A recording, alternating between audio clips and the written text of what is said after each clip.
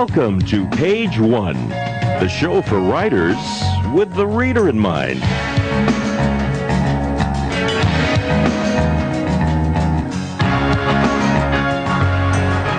Here's your host, Zita Christian.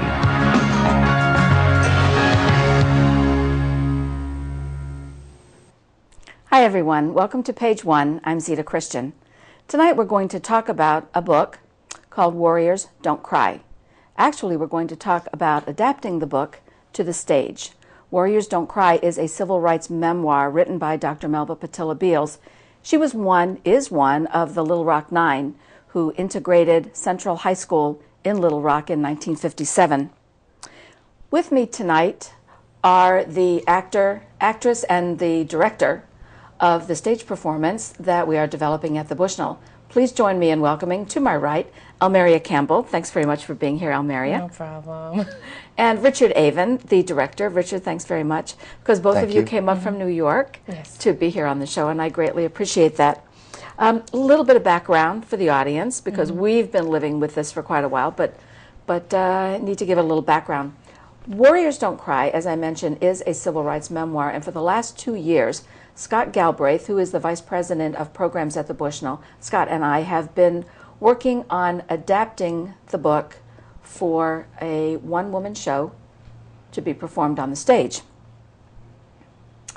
The process has been rewarding. It has been challenging. We have involved the community several times to talk about their interests and what they think is relevant or not relevant in terms of the story, in terms of the issues and themes raised in the story.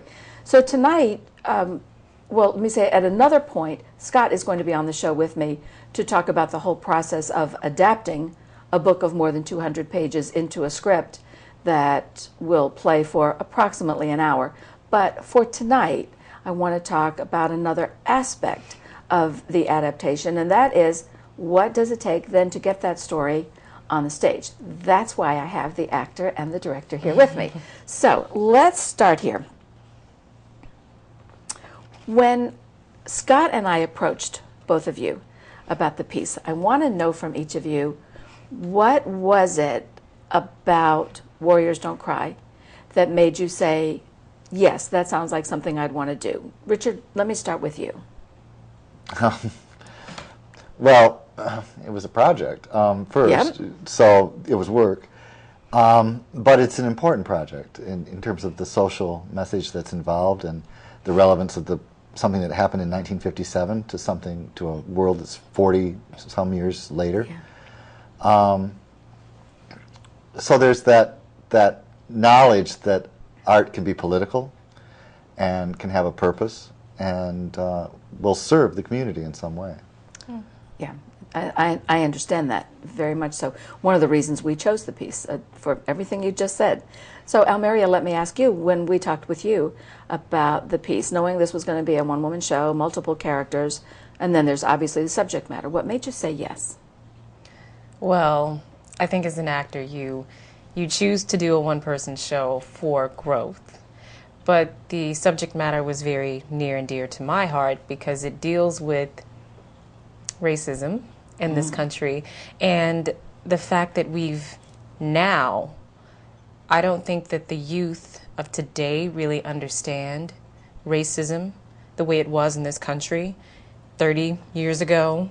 They don't really have an idea of what racism really is. They're very nonchalant and lackadaisical about it, I think, in a lot of regards, because words that were once very offensive to African Americans are used very nonchalantly. And you could say that that is progress for we as a people, but I really feel like it's a slap in the face because they don't really understand the pain that the words inflicted upon the people that they were used on. I really don't think they quite understand. You bring up, I think, one of the key points that came out of the community forums that we had held at the Bushnell, one in the fall of 2009 and then again in the summer of 2010.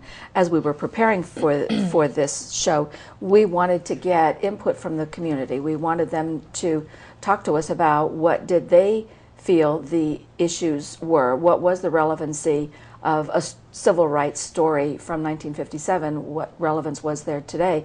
And we also particularly wanted to talk with them, something Almeria, you just brought up, language. This show uses language that is historically accurate for that time period. That means the N-word is used. And it is used with all of the emotion, the vitriol, the hatred that accompanied it during that time period. And the comment, one of the big comments that we received from the community forums was that people my age and older who lived through that time were concerned and in some cases offended that the youth of today had no appreciation for the power to instill fear that word had. So I would like to talk a little bit about that, because this play does liberally use that N-word. So Almeria, I know early on in our conversations, you talked about having had a conversation with your parents, telling them that you'd been offered this role. Could you tell us a little bit about what their comments were relative to their experience during the civil rights movement?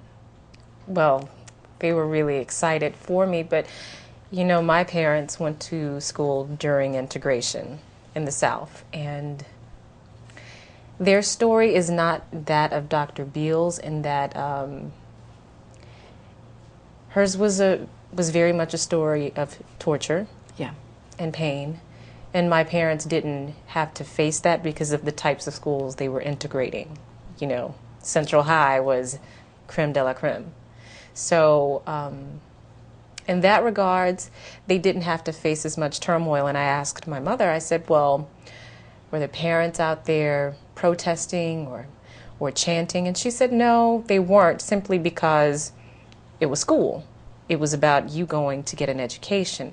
But what they did do is they stopped a lot of sports because they didn't want their girls to feel endangered with contact-to-contact activities.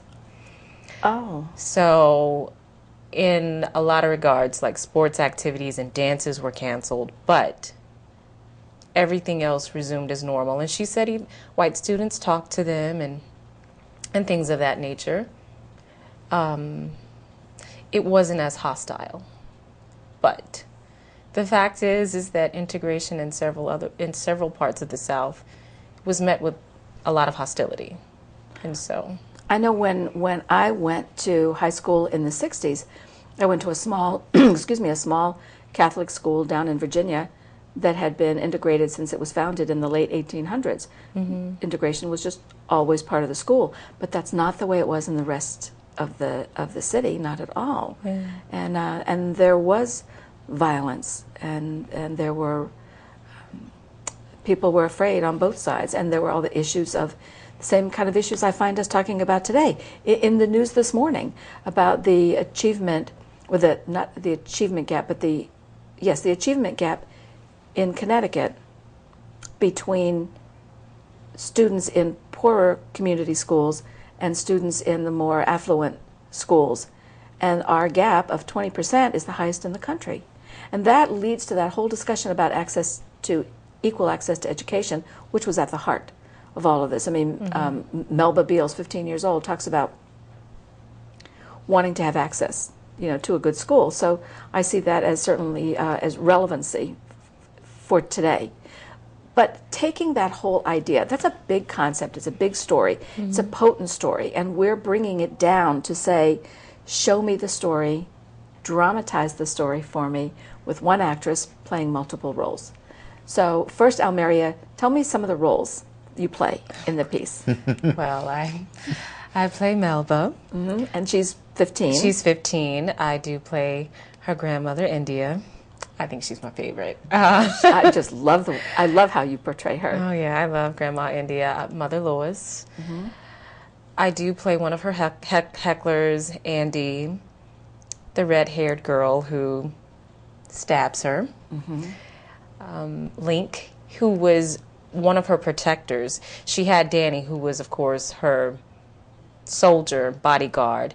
But, you know, as the 101st Cutback Division, you know, she had to have a new protector, and that was Link. And he would give her inside information about what the segregationists had planned to do to them next. Yes.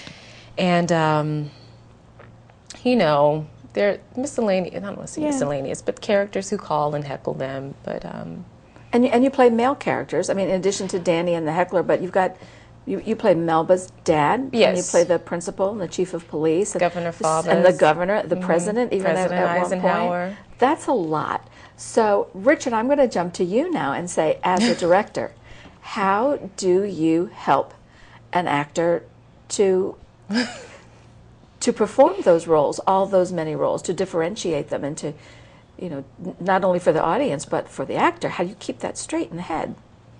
Well, it's not what I have to keep straight in the head, it's what she has to keep straight in the head. But I think part of, I hope, what the success of this will be is that I got to work with Almeria on an earlier project this spring that was around Katrina. The subject was Katrina, basically. And recognized right away that she's a very talented actress. So the success of directing is casting. And I'm lucky that we crossed paths when we did. And what she brings with her to this role that you know, some of the things that I don't have are that innate sense of African-American history. But what's been interesting in the process for me is watching her create all these roles, like you're saying. So we began to talk about, well, how would a white boy carry himself as opposed to a black boy? How would he what? Carry himself. What's his physically. physical posture? What is that? So she does play Ernest Green, who is one of the Little Rock Nine, and his body language is totally different from Link's. And beginning to look at that, beginning to look at movement and how they carry themselves, and then the dialect. And Almeria is very gifted with dialect, which is it's a great thing that I didn't know about, sort of lucked out there. And so she began with the voice, which is great. Each of them has their own voice. Each of them has their own physical life. And then how they express themselves is through those two things. I think one of the things, the feedback that I get from Almeria is in transitioning from one to the other, it's the movement that helps her know who she is or where she is. It's the physical gesture that puts her in place and lets her find that voice. What's been interesting is sometimes when we go back to the table and she's just reading, I see the physical life come forward even though she's just sitting. Which means she's got the character now in her body, and the homework has been successful. But it also means that you have the ability to observe something then that probably the average person does not, in terms of being able to see physicality while someone is just reading something. Yeah, I hope I do. I mean, I hope I had good training. But yeah, actors have language and they have their bodies. And I think we all do this. We all judge other people by how they carry themselves. There are a lot of cues that are sent that are unspoken about how someone feels that day or how they communicate something. You can say hello to somebody, and it can be hello, or it can be hello. Yes. It's all in the delivery. So it's all a physical thing. So, Almeria, let me come back to you then with all of these multiple personalities you're dealing with. Yes. Do you find that you have favorites? I was going to ask, well, let me ask first, are some easier than others? I mean, I would think portraying a female would be easier than portraying a male, but not necessarily. See, that's the thing. I don't find that one is harder than the other. I would say that I have favorites, though. Okay. You have characters that you can definitely have fun with. The red-haired girl. Yeah. Love her. We love her. We call her Evil L, but that's an inside joke. Okay. But I think that there are people that you really, really enjoy playing. But I think the mother was the hardest for me to isolate because there's Grandma, Melba, and then Mother. And Melba has similarities to both women because they feed her. And as I grow throughout the play, as I play Melba and I grow throughout the play, I begin to incorporate mother and grandmother. But the grandmother is so distinct. I had her down, but the mother, she was the one that I really had to work the hardest on, and now I've gotten her isolated.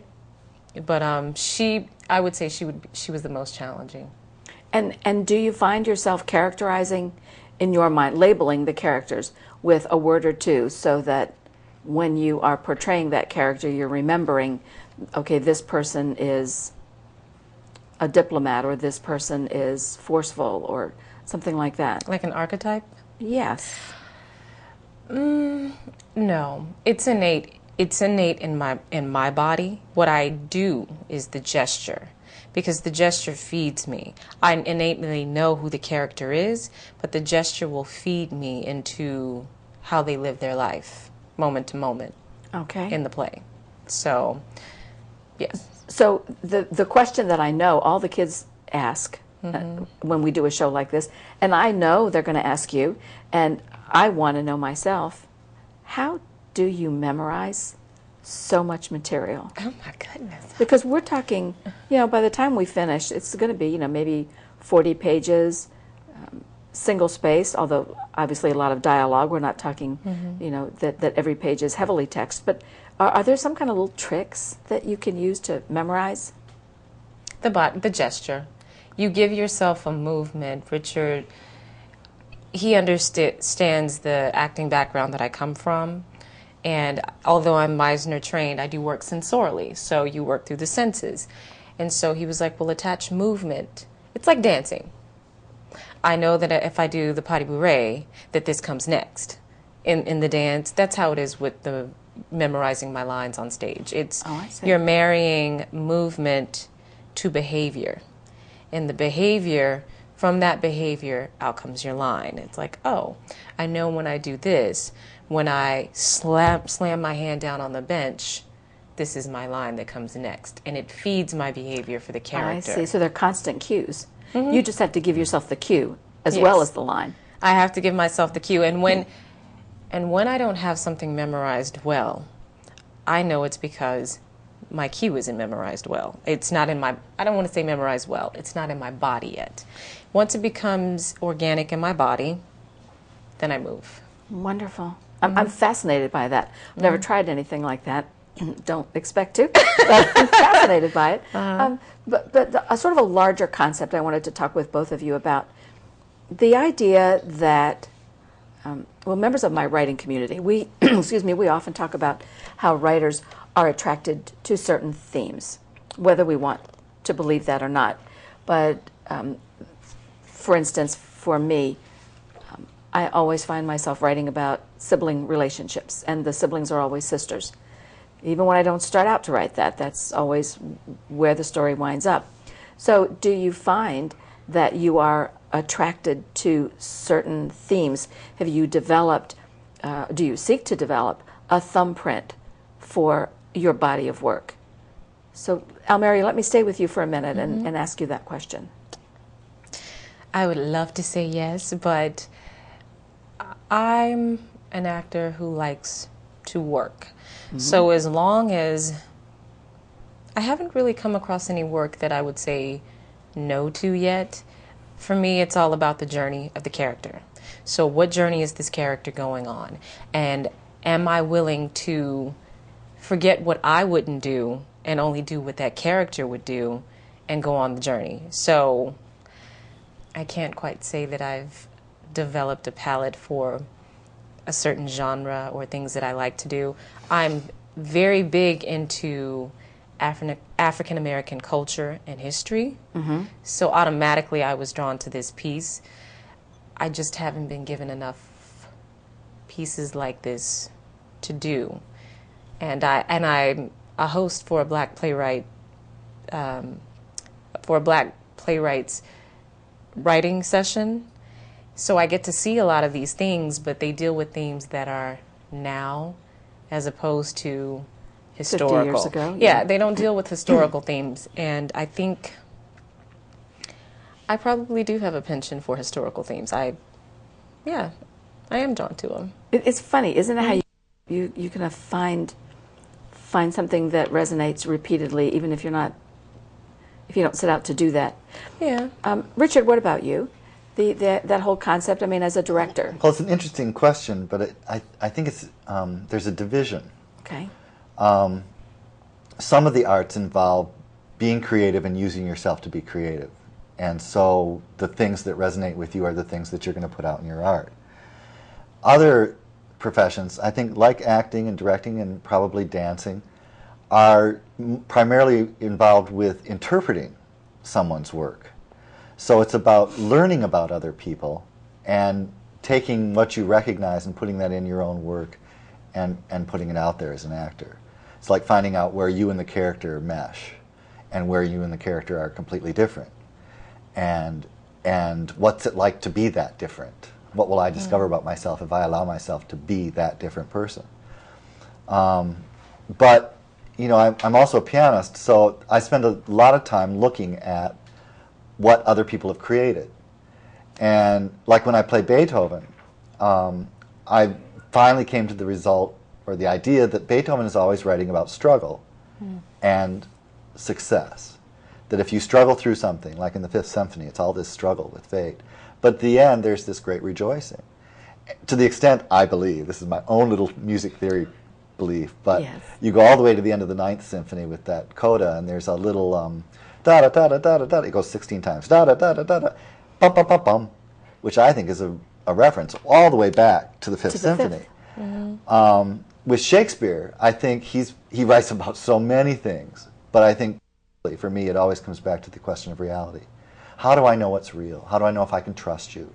How do I know how this happened? And ultimately ends up in the line that is my sort of mantra. It is required you do awake your faith, from Winter's Tale, which means you just have to trust the world, trust your experience, and go out there and live it and take it in. I think Leonard Bernstein wrote about individuality and how we find our salvation in one another.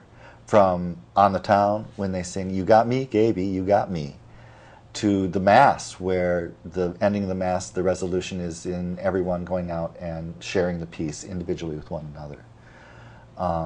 So I look at these things as a director in the same way. Like, what is this playwright trying to do? What is this actor, how's this actor going to intersect with the character? And I trust that simply because I'm in the room, it's going to have my imprint on it as well. Of course. It's not that I'm going to go out there and set to have and to say, you know, look at me, I'm the director of this production. You can tell it's me because it's my work, because I have a certain theme. I think those kinds of directors don't service the playwright or the actor. And the role of a director is to help the actress or the actor feel as comfortable as they can, because they're in a very vulnerable place out there. They're bearing themselves to an audience. There's a lot of pressure, and they have to feel comfortable, and they have to find that for themselves. So that's my role as a director, is to make them feel good and explore all that and find those connections. And where I can push them one way or another based on my own experience, then that's great. And stories that you're drawn to as well, though, I would think. Or if not the story, then... Well, you know, supposedly there are only like 13 plots or something like that, but it's how original they all become. I mean, one of the most surprising things, we were talking about language earlier, that I got out of Warriors Don't Cry in my short history with it, it has to do with the language of the play. We started talking about the language of the play. And Melba comes from a family that's quite educated. Her mother was educated, had a bachelor's degree and a master's degree. And when I first read Warriors Don't Cry, it was like looking at it and going, well, they don't sound black. How come they aren't sounding black? And a black actress, a very good black actress named Nora Cole, informed me that in that time period, the African American community took very good care of their language. They wanted to be seen as being educated and speaking English correctly. That they didn't want to appear ignorant or foolish, and that this was a way of presenting themselves to the world with honor. And you even have a line in the book where that Dr. Beals writes, where she was asked by a fellow student, "How come you speak with a northern accent?" In Little Rock. And the response from her mother is, "We speak the King's English." Mm-hmm. So language was very important. It was a very important way for them to communicate. This is the benefit for me. It's like, wow, that's really interesting. And then it's a kind of dangerous subject, but then there's looking at the way the community speaks now. And is it not as everybody. intelligent? Yeah. Not everybody. Not everybody. But is it as intelligent? No. And I mean, I think rap music is a great thing because there's a lot of creation of language in rap music. It's a vital, living language. Some of it is offensive. Some of it is really interesting and amazing. And you get that. But it's here's how language has developed for that community. And this word that carries an immense amount of history with it, of pain, and now is frequently on the subway in New York. Yeah. And it seems to be the only word that anyone knows how to say, and you're like, are you going to say anything articulate?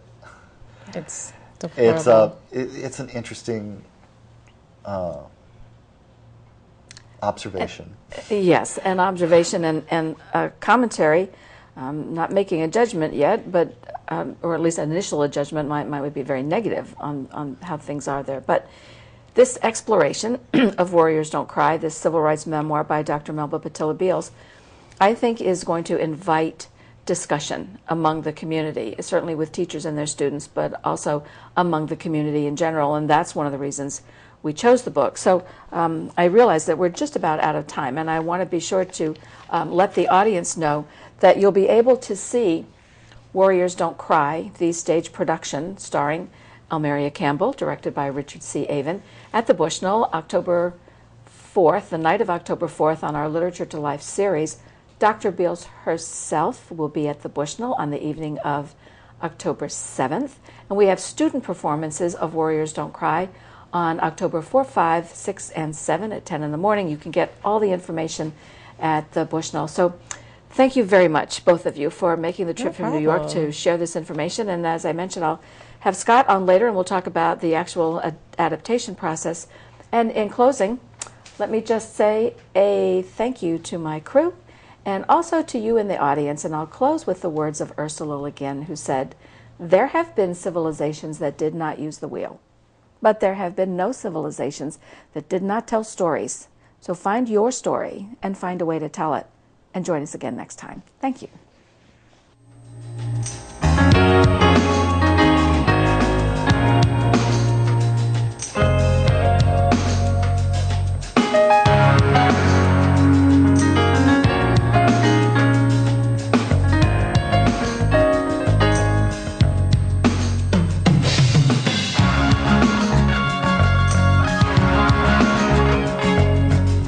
Food for the crew and guests was provided by Manchester Grill of Manchester, Connecticut, and Angelo's Restaurant of Glastonbury, Connecticut. Be sure to send your writing questions and your comments on the book club selection to Zita at page 1, P.O. Box 1515, Manchester, Connecticut, 06045-1515, or send an email to Zita at page1tv.com.